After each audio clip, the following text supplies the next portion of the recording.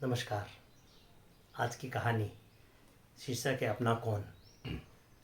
जीवनलाल जी शहर के एक बड़े प्रतिष्ठित व्यापारी, सेठ जी कह सकते हैं उनको। बहुत अथाह धन संपत्ति उनके पास थी। जीवनलाल जी के 3 बच्चे थे। तीनों को पढ़ा लिखा कर उन्होंने सोचा कि उनका कार्य संभालेंगे या एक अच्छे नागरिक बनेंगे। एक बच्चा पढ़ लिख कर लगा उसको कि विदेश में ज़्यादा मौके हैं, अतः अमेरिका में जाकर उसने पढ़ाई की। जीवनलाल जी के पास पैसे की कमी नहीं थी, अतः बच्चे को अच्छी बड़े कॉलेज में पैसों के बल भर्ती कराया और वहाँ पर उसको रखा। दूसरा बच्चा, वह भी जब भाई के नक्शे कदम पर चलकर वह भी अमेरिका में जाकर उसने भी पढ़ाई प्रारंभ कर दी। जीवनलाल जी 3 बच्चों के साथ रहते थे, अब केवल एक बच्चा रहा। छोटा वाला बच्चा था, वो पढ़ने में ज़्यादा होशियार नहीं था, उसको व्यापार करना था। अतः उसने बोला कि पिताजी, 2 भाइयों के लिए आपने खर्चा किया, मैं पढ़ाई में होशियार नहीं हूँ, तो मुझे आप पैसा दीजिए, मैं यूरोप में अपना व्यापार सेटल करना चाहता हूँ। जीवनलाल जी ने पैसे का एक बड़ा भाग उस बच्चे को दिया और उसको यूरोप के अंदर सेटल कर दिया। तीनों बच्चे पढ़ाई करने के बाद 2 यूरोप के अंदर, एक यूरोप में, तथा 2 बच्चे जो अमेरिका में रह रहे थे वह अमेरिका के अंदर ही सेटल हो गए। कहते हैं ना, जब व्यक्ति छोटे से बड़े में जाता है तो फिर उसमें छोटे में आने का उसको मन नहीं होता है। तो विदेश की चकाचौंध को देखकर उन्होंने सोचा कि हम यहीं रहेंगे। वहीं पर किसी एनआरआई भारतीय से शादी कर कर उन्होंने वहीं अपना परिवार बसा लिया। जीवनलाल जी धीरे धीरे काम धंधे या फैक्ट्री के कार्य से अपने आप को धीरे धीरे कम करने लगे, क्योंकि किसके लिए कमाए। बच्चे तो तीनों विदेश जा चुके थे, वह केवल अकेले अपनी पत्नी के साथ रह रहे थे। बड़ा बंगला, खाली बंगला, कई बार तो काटने को दौड़ता था। अतः उन्होंने सोचा कि यहाँ पर खाली मकान के अंदर कभी कुछ हो जाए, तो गांव के ही एक सुरेश नाम के एक युवक को वो लेकर आए और उसको बोला कि तुम यहाँ रहो और यहीं पर काम धंधा करो, मेरे को कोई तुमसे किराया नहीं लूँगा और तुम मेरे साथ रहो। सुरेश को उन्होंने अपने घर पे रखा। धीरे धीरे सुरेश उनके घर का हिस्सा बन गया। कभी बीमारी, कभी खुशी, हर जगह सुरेश उनके साथ रहता। उनकी गाड़ी को ड्राइव करना भी उसने सीख लिया। अब जीवनलाल जी ने ड्राइवर की जगह सुरेश को बोला कि अब तुम ही मेरी कार संभालोगे, मेरे को लेकर जाओगे कहीं भी, तुम मेरे बेटे हो। इस तरह का उनके साथ व्यवहार और इस तरह का विश्वास उसको हो गया। शनै शनै जीवनलाल जी ने अपनी जो फैक्ट्री थी, उस फैक्ट्री के अंदर भी उनको बड़े पद पर लगा दिया और उसको सुपरवाइजर तथा एक बड़ी कार्य उसके जिम्मे कर दिया।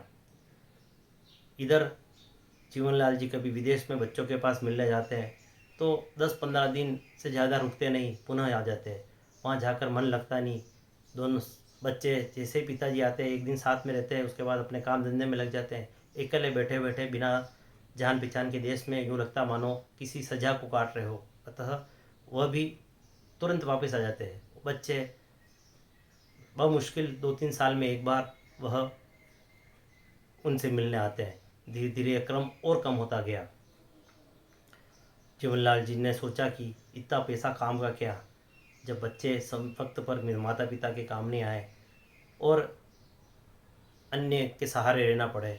कई बार मन मसोल कर रह जाते कि यह मेरी कृत्य है, मैंने ही तो भेजा था उनको। 100 दिन पूर्व हुए, जीवनलाल जी की मृत्यु निकट आई और जीवनलाल जी लंबे समय तक बिस्तर पर रहे। बच्चों को संदेश भिजवाया, बच्चे वीडियो कॉलिंग करके उनकी कुशल क्षेम पूछते हैं और पुनः वीडियो कॉल कटकर 2-3 दिन बाद वापस बात करने की कहते हैं। सूरज कई बार फ़ोन करता सुरेश कई बार फ़ोन करता उनको कि आप आ जाइए भैया, पिताजी की तबीयत ख़राब है। तो वो कहते हैं कि हम थोड़े व्यस्त हैं, आएंगे बहुत जल्दी। कितने दिन रुकना पड़े, कितने दिन पिताजी बीमार हैं, तुम सेवा करो ना, पैसे की ज़रूरत हो तो हम भेज देते हैं। उन्होंने कहा नहीं पिताजी, आपके पिताजी के पास पैसा पर्याप्त है, केवल उनको बच्चे चाहिए, बेटे चाहिए, आप आओगे तो शायद वो ठीक हो जाए। तो तीनों ज़ोर से डांटते हैं कि तू ये बकवास बातें मत किया कर, हमारे आने से क्या होगा, इलाज कर रहे हैं ना डॉक्टर, और उसको चुप करा देते हैं। आखिरकार जीवनलाल जी की मृत्यु हुई। मृत्यु का संदेश बच्चों को पहुंचाया। तीनों बच्चे कुछ समय बाद फ्लाइट लेकर पहुंच गए। अंतिम संस्कार की सभी क्रिया पूर्ण हुई। पूर्ण होने के पश्चात 12-13 दिन हुए और तीनों बच्चों ने सोचा कि अब इतनी बड़ी प्रॉपर्टी है, इसका बंटवारा कर लेते हैं और इसको आपस में लेकर अपने अपने हिस्से जो हिस्सा आया लेकर हम यहाँ से चले जाते हैं। वकील साहब को बुलाया, उनके जो फैमिली के वकील थे, वकील साहब आए। उन्होंने बोला कि मैं वैसे भी आने वाला था, बैठो तुम्हें पिताजी के वैसे के बारे में बताता हूँ। सुरेश वहाँ से जाने लगा तो उसने बोला, नहीं सुरेश तुम भी रुको, तुम्हारे लिए भी कुछ कहा है तुम्हारे पिता ने मुझे, मैं नौकर के नहीं, तुम बैठो। तीनों भाई चेप कर रह गए, गुस्से में रह गए, पिताजी ने इसको क्या दे दिया, शायद ये मकान इनके जिम्मे कर दिया होगा या कुछ और। बस ये प्रश्न सोच ही रहे थे। वकील ने वसीयत पढ़नी शुरू की। वसीयत पढ़ते पढ़ते वकील ने बोला कि पिताजी ने, सुजीवन लाल जी ने अपनी पूरी जायदाद, पूरी संपत्ति का बड़ा हिस्सा, यूँ कह सकते हैं कि अरबों की संपत्ति का 90% हिस्सा जो था वह सुरेश के नाम कर दिया है और मकान तथा कुछ प्रॉपर्टी थी वह उनकी पत्नी के नाम किया और बोला कि यह भी उनकी मृत्यु के पश्चात सुरेश के रहेगा। और सुरेश को एक ट्रस्ट बनाकर उस ट्रस्ट का प्रमुख भी बना दिया। तीनों भाई आंखें नीची कर माथा पकड़ कर बैठे रह गए। पिताजी ने ये क्या किया और फिर सोचने लगे, सही किया है, हम इसी लायक थे, और तीनों वहाँ से जाने की सोचने लगे। ये कहानी एक संदेश देती है कि पैसा कमाए परंतु बच्चों को हमसे इतना दूर ना करे कि बच्चे हमसे सदा के लिए दूर हो जाए। अतः या तो उनके साथ जाए या उनको ऐसा रखे कि समय पर वह अपने रिश्तों को समझे और समय समय पर आते रहें। यही इस कहानी का संदेश है। आशा है आपको अच्छी लगी होगी। नमस्कार।